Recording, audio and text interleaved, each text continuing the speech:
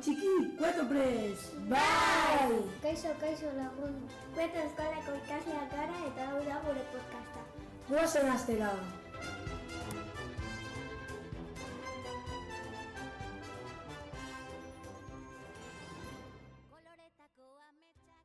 Jo, badakizu ezer, baditut lagun batzuk joan nahi dutela Suitzara. Eta beste egunean gogoratu dut, zuek Aurkene, Andrea, Daniel eta Pedro Suitzan egon zinetela pasaden urtean, edo? Bai, gure bidaia Suitza izan zen. Lehenengo egunean Bernara joan ginen. Bertan hartzaren parkera joan ginen.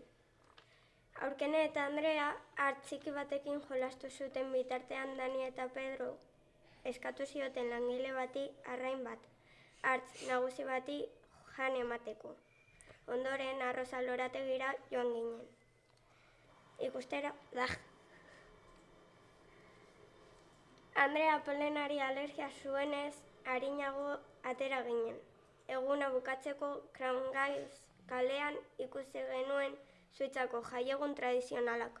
Bigarren egunean erlojuaren dorrea joan ginen, eta hor ikusi genuen erloju handi bat.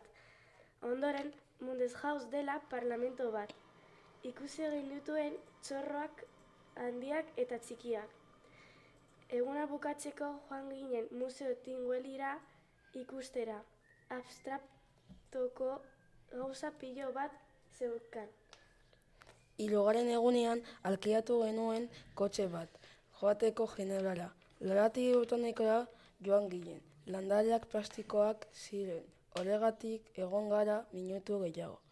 Hurrengo geltokia historia naturala museoan horretan ikusi dugu, dinosaurioak.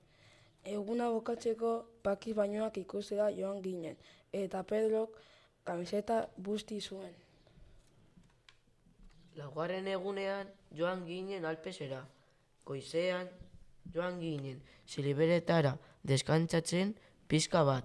Gero, arratsaldean joan ginen Zerbinarako ikustera eta gauean joan ginen Jongenfauch antzi kabaina militarra ikustera.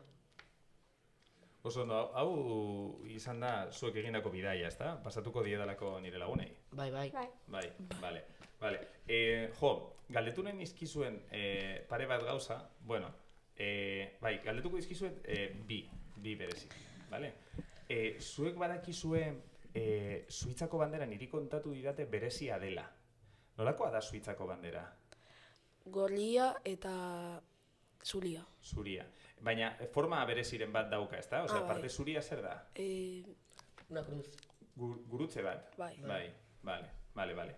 Ez que niri esan zidaten bandera guztiak direla luzeagoak. Baina justo Suitzako bandera dela laukiduna. Ez dakit hori horrela izango den, baina bueno, nire lagunei esango diet eta haiek konprobatzeko.